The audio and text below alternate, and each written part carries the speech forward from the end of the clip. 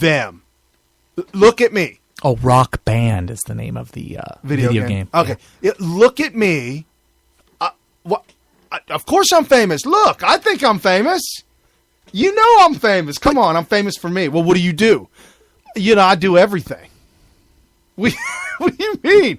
Oh, I sing a little, play a little guitar, dance a little. What? Go and get a job. Cut your hair, man. Hippie. Go get a job. So there's a lot of people, especially with the YouTube thing.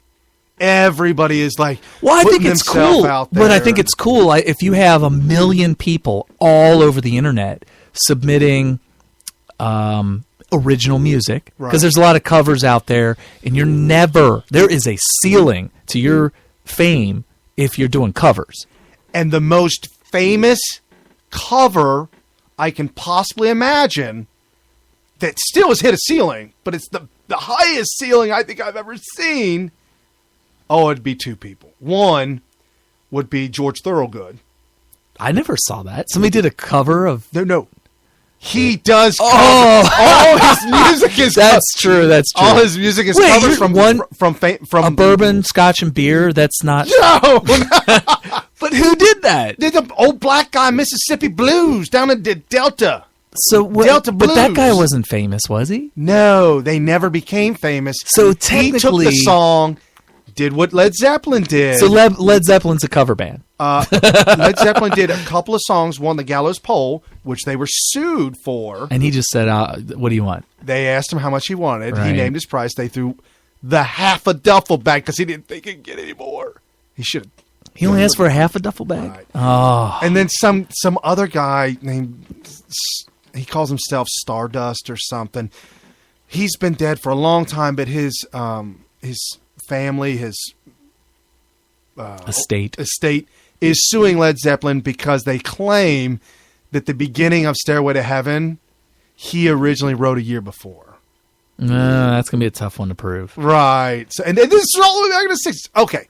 So the number one cover band other than George Thorogood would be John Bonham, the drummer for Led Zeppelin, his son, who does all Led Zeppelin songs and goes town to town. Yeah, but he's never going to be... He's literally a cover band then. Correct. And he's hit his ceiling. Yeah. It'll never get any more than that. And he's not doing The Tonight Show. No, negative. Justin Bieber does The Tonight Show. Right. Well, he's got original stuff, though. Right. Okay. Right. So, well, my point is that, it's funny, Taylor Swift is one. Taylor Swift not only writes all of her own stuff, but she also writes a lot of stuff from other famous people.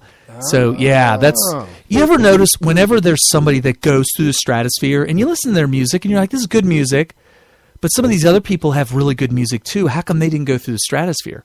The reason is because they did every single bit of their music. Whereas, I'll give you a perfect example. Look at the difference between Madonna and Mariah Carey. Mariah Carey, very famous. Right. Got way up there. Right. Madonna through the stratosphere. And the reason is because Madonna is completely 100% original. Mariah Carey, almost all of her songs were written by somebody else. No! Yeah, but that's actually common. Okay. It's very common. What Mariah Carey... What about Cyndi Lauper? What happened to her? It was Cyndi Lauper and Madonna back and... Like, when we were kids, they were like neck and neck. You're like, wow. Who's going to win? Right. Right. But... Cyndi Lauper said she dropped out for children in a family. That could be. Maybe. But she also didn't want... we all thought she was a punk rocker, with the hair and everything. Yeah. And that she was so edgy. Right. Madonna eclipsed her on that because she decided. Yeah. So anyway, but Prince, getting back to Prince. Prince did all of his stuff original, although I just read an article today that he was heavily inspired by Michael Jackson, which is odd because the article title suggested that there was a rivalry between Prince and Michael Jackson. But then you start reading the article, and it said he was heavily influenced by him, and I thought, well, that's kind of weird. But Michael Jackson, Prince, Madonna, those through the stratosphere people, they all are actually write their own stuff. Right. And even Justin Bieber, and a couple others, they write their own stuff. If you ever wonder why Kanye West, who is it seemed to me personally, is so talentless, but how in the world is he like one of the top of the top? I don't get it. Because he does actually not only write a lot of his own stuff, even though he should not be the one to perform it. And also, if you compare his political rants to somebody like a Tupac Shakur, who, by the way, was also in media last week, this week actually. He's a moron. He's like really talented when it comes to putting words onto a piece of paper, and it ends up being pretty good. But if you put a microphone in his face, he's bad. a moron. Oh, it's bad, real bad. Whereas you look at somebody like Tupac, and Tupac was a genius on paper, but then you throw him a mic and just off the cuff, he says some pretty profound stuff. I think that he could have used an education in philosophy and history and all that kind of stuff. And had he done that, I think he could have been really great. Right. But instead, he's just kind of regurgitating a lot of the leftist stuff. But. So something that I learned this week about Prince that I had no idea. In the recording studio, he did, well, obviously he wrote all his stuff. He did all his lead singing, and he did his backup singing. Whoa, I didn't know that. Because he does have backup singers live. And he played the guitar. Which he's very good at. And he played the keyboard. And he played the bass. Mm-hmm. He played every instrument that was in that song. Now, did I ever tell you that I saw him live? Talked to I remember you and your dad saw him live. Right. My dad and I went to go see him live. We were the whole reason we were going was because he just so happened for 1 year, exactly 1 year, he did the whatever that club is at the Rio in Vegas. And we were going to go, and we were going to take my wife, and my wife is a huge Prince fan. And I never was really it wasn't my genre. Nah. So my dad said, well, let's get tickets. We'll all go. And I'm like, great. And my wife ended up not coming. So it was just my dad and I.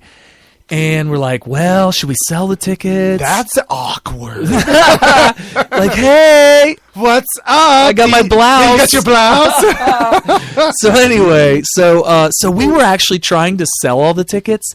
Then we realized this is going to be pretty tough. So we ended up just selling the one that my wife was going to use. We're like, let's just go watch it, whatever. I was not really looking forward to it. And come to find out that this is the most talent on display that I've seen live probably in my entire life. It was unbelievable how good of like he really understands his audience. The crowd. Oh, my gosh. He plays off the crowd really well. And one of the other cool things about it was that this club was small. Now, for club... if you compare it to clubs, it's a big club. Like how many people you think could get in there? 1,000? I think, well, like the dance floor alone, you could probably get about 500 people on that thing. Okay. And then there's a lot of seating around, and then there's like at least one giant bar area. I think the whole thing, if you jammed it pretty tight, which of course it was, probably about 1,000 or so. It wouldn't surprise me if I found out it was 1,500 or whatever. That's a very small venue for him. Very small. Very, very, very small. And he did that on purpose because he wanted to make it like a club environment. And here's another thing. The entire club was a perfect circle. But because of the stage, because I actually been there when it was actually just a club. And it was a big, giant circle. All the seating was around the entire perimeter, and in the center was a circular dance floor. Because he was there, and of course he needs a giant stage. Of course. It was more like if you take a circle and you put a line, not halfway through it, but like a third of it. Wow. Yeah, so like a third of this circle was gone for the stage. But anyway, so on one of his songs, I can't remember which one it was, he went around. He started singing it, and he's doing the guitar. And then he gets into this crazy guitar solo that was like on par with like Jimi Hendrix, like just going nuts. Yeah. Then he throws the guitar down and he grabs the bass from one of his hot. He had twins playing the bass. It was the same twins from 2007 in the Superbowl. Yes, that's right. That's right. In fact, that was the year I went to go see him. Oh, okay. Same year. So he grabs the bass from one of these chicks and starts doing a bass solo. And this was like, and we've heard a lot of good bass playing. Oh yeah. From Red Hot Chili Peppers and Primus and all that stuff. And even the original bass player from Metallica did a whole song that was a bass solo. He tore this thing up. Wow. Then he throws the bass down and he runs over to the drums. Yes. And let me tell you something. Justin Bieber can play the drums really well. He did it on the Tonight Show and just tore it up. He actually did a battle between the drummer for the Tonight Roots. Show. Yeah, the Roots. Oh, okay. That's the band for the Tonight Show with Jimmy Fallon is the Roots. Right. So he did a battle with them and just destroyed him. Wow, that's cool. Prince is like on par with that. He was like just tearing it up in this drum solo. So yeah, the guy is he's like once in a lifetime talent. It's not really my genre or anything like that. His songs are enjoyable for a person like me who doesn't like go out and buy songs like that. Like I didn't buy his albums or CDs or anything like that. Right. So, but anyway. So check this out. He played the Super Bowl, the halftime show in 2007, and the NFL. I ran across this tribute, but I don't think that this, like the NFL didn't put this together for his passing. It was like they put it together kind of like a year in review of the Super Bowl or something. It's really kind of strange how I stumbled across it. But anyways, I want to play it for you. You get a little bit of taste of what the NFL thinks about that Super Bowl, that event, and you'll hear a bunch of different songs that Prince had played, which shows you his it's diversity of instruments and different songs from even different bands. Mm-hmm. So play this as a tribute, and then we'll come back and we'll get this thing started. Okay, not the Corvette, Mr. Producer. There we go. That's the fireworks going off at the Super Bowl. We're gathered here today to get through this thing called life. Oh no, let's go! Don't lie. We're here. Take a look around. At least you got a friend. So come on, lady. Oh, friendly world. Pick up the phone, trust it on the drums. It's all I heard. I'll be gone. Let's see and make a break. Oh no, let's go. Let's go great. Let's get enough. Slip on the bird. Never hate each other. Come on, baby. Are y'all ready to get nuts tonight? Let me hear you scream. We were told in 40 years it's never rained in a Super Bowl, don't worry about it. So that went well. We were up in a booth at the top of the stadium, and the rain is pouring into the booth. It was so windy and rainy we couldn't even see.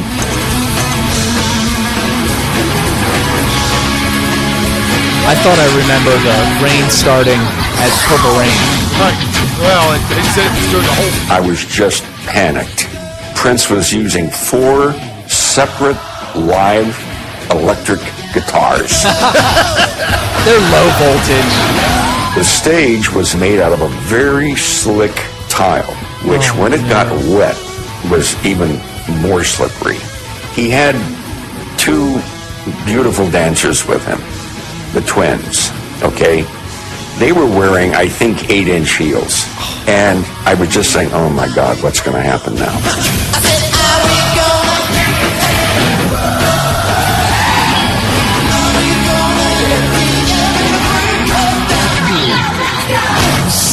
Count it.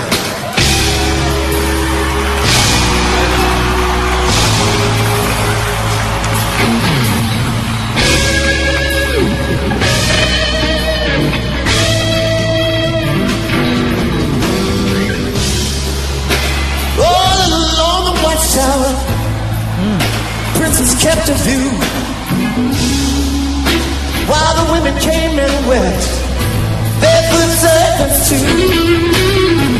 That Prince set is so wild. He does other people's songs. He's not promoting himself. He's just making music. It's profound and it's loud and it's funky and it's just one performer shaking the entire world. I'm gonna